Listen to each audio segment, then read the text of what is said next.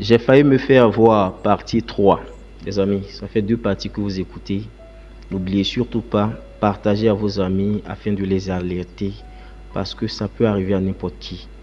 La Bible dit qu'on périt par manque de connaissance. Donc si nous avons la connaissance, nous sommes à 50% déjà immunisés dans la tête. Nous sommes préparés plus ou moins à faire face à ce genre de situation.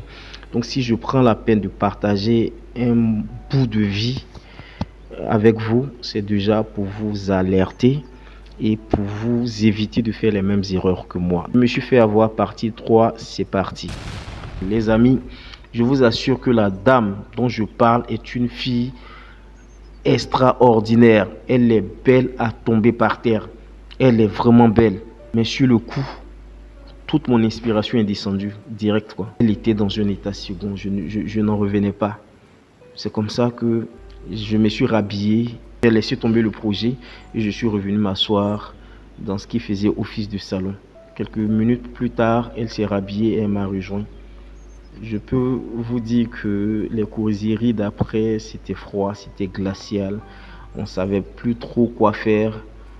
Elle essayait de relancer d'autres sujets, mais je n'étais pas très réceptif. Je n'avais qu'une idée en tête, c'est quand tu pars, ma chérie, c'est quand tu pars, c'est quand tu sors de ma maison. Et on est resté là comme ça, dans cette atmosphère tendue. Et je crois qu'on a fait près d'une heure comme ça ensemble. Et à un moment, elle a dit qu'elle voulait rentrer. J'ai dit, ouf, Dieu merci. Je l'ai raccompagnée et elle est rentrée chez elle. Quand je suis revenu sur les lieux du crime, j'ai regretté amèrement, en larmes même, et j'ai réalisé combien le Seigneur m'aimait véritablement parce qu'il pouvait me laisser y aller jusqu'au bout. Elle m'avait dit que si j'allais jusqu'au bout, j'allais ramper à ses pieds comme un chien. Que si je ne crois pas, de demander à plusieurs personnes. Elle m'a même dit que depuis longtemps, elle est dans l'église. Plusieurs fois, le pasteur a essayé de faire sa délivrance, mais il n'y parvenait pas. Parce qu'il sait que quelque part, elle n'est pas simple. Je vous assure, mes amis, c'est Dieu lui-même qui m'a délivré des griffes du mal, de ce piège. Ce n'était pas moi parce que j'étais battu sur tous les plans.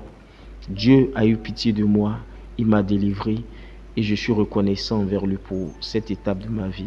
Ça a été un moment important de ma vie, ça a été un tournant décisif de ma vie parce qu'à partir de cet acte-là, à partir de cette action-là, j'ai pris conscience que je pouvais passer carrément à côté de ma vie et les choses ont drastiquement changé. J'ai été rangé côté relations sexuelles et autres.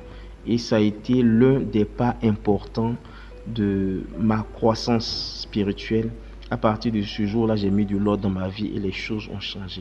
Merci pour votre écoute. Soyez toujours connectés à TMK, sur les chroniques du TMK. Je vous aime. Prenez soin de vous. Dieu vous garde. Ciao, ciao.